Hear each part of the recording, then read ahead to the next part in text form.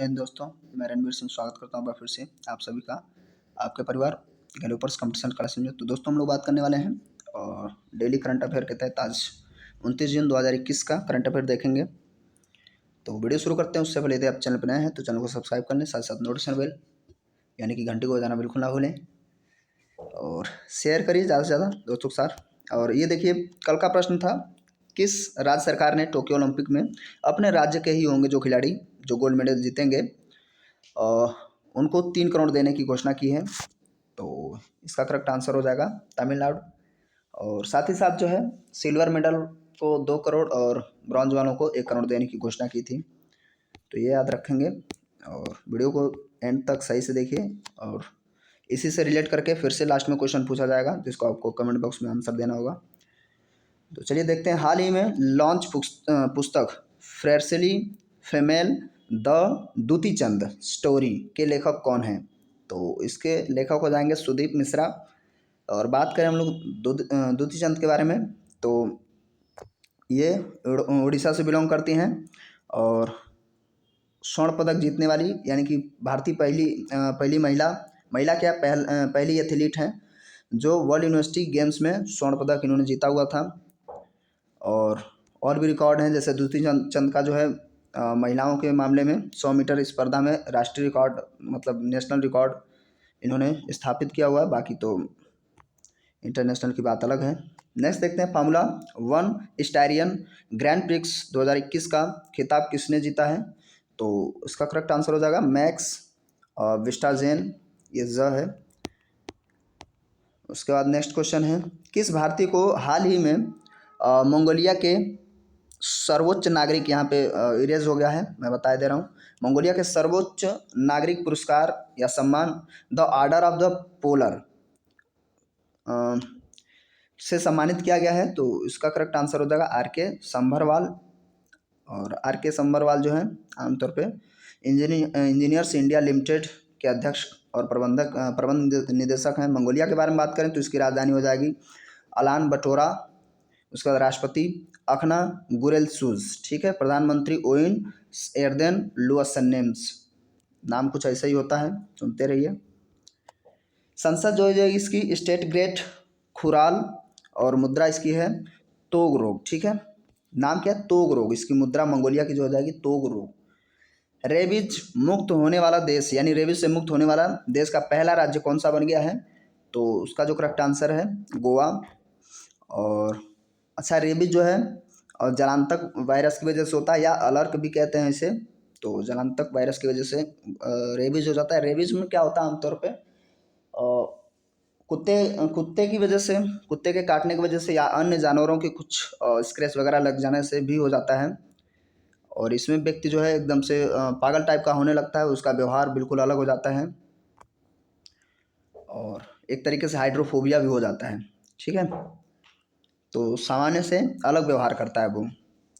बात करें गोवा के बारे में, तो गोवा का गठन 30 मई 1987 में हुआ था। इसका ज़िला जो है 2 ही ज़िले हैं, राजधानी इसकी पणजी है और मुख्यमंत्री प्रमोद सावंत जी हैं, इन्हें बनाया गया था।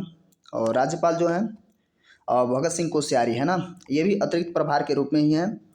और न्यायाधीश देखिए ये जो है मुंबई के अधीन आता है, हाई कोर्ट इसका मुंबई होता है। तो मुंबई के ही दीपांकर दत्त हैं जो चीफ जस्टिस हैं, तो इसलिए यहाँ पे मुंबई हाई कोर्ट मैंने मेंशन भी किया हुआ है। लोकसभा में 2 ही सीटें हैं, राज्यसभा की 1 सीट है और विधानसभा में 40 सीटें हैं, ठीक है।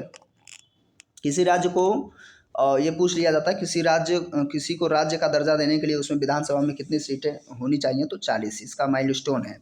लेकिन आप देखेंगे पुडुचेरी वगैरह में कुछ ऐसे राज्यों में 40 से भी कम है, लेकिन फिर भी राज्य हैं तो वो अलग मामला होता है। नेक्स्ट है, केंद्र सरकार ने भारत के अटॉर्नी जनरल यानी महान्यायवादी के वेणुगोपाल के कार्यकाल को कब तक के लिए और बढ़ा दिया है? तो उनको बढ़ा दिया गया 30 जून 2022 तक के लिए। और भारत के पहले अटॉर्नी जनरल जो हैं MC स्टेलवर्ड थे। और बात करें हम अगर अटॉर्नी जनरल के बारे में महान्यायवादी, तो इसका जो आर्टिकल हमारे संविधान में जो प्रावधान है आर्टिकल 76 में और कुछ इसके शक्तियों के बारे में आर्टिकल 88 में बताया गया है, ठीक है।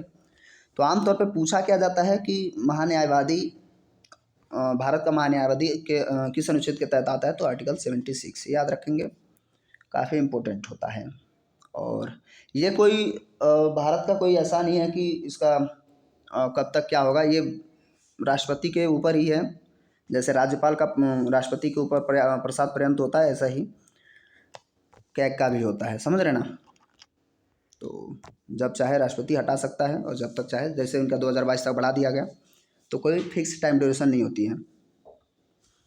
और इसकी अगर हम बात करें योग्यता के बारे में, तो इसकी जो एलिजिबिलिटी होती है, जैसे एक चीफ जस्टिस की होनी चाहिए हाई कोर्ट या सुप्रीम कोर्ट की, तो सेम यही एलिजिबिलिटी चाहिए। नेक्स्ट, किस भारतीय संस्थान ने कोविड-19 के लिए एक किफ़ायती रैपिड एंटीजन टेस्ट किट विकसित की है जो 5 मिनट के भीतर परिणाम दे सकती है, तो IIT दिल्ली, ठीक है, ये याद रखेंगे। और नेक्स्ट है, किस देश ने टीवी और ऑनलाइन प्लेटफॉर्म पर दिन के समय में, यानी कि रात की बात अलग है, उसमें आप एडवर्टाइजमेंट दिखा सकते हैं, लेकिन दिन में ऐड नहीं दिखा सकते। किसके लिए?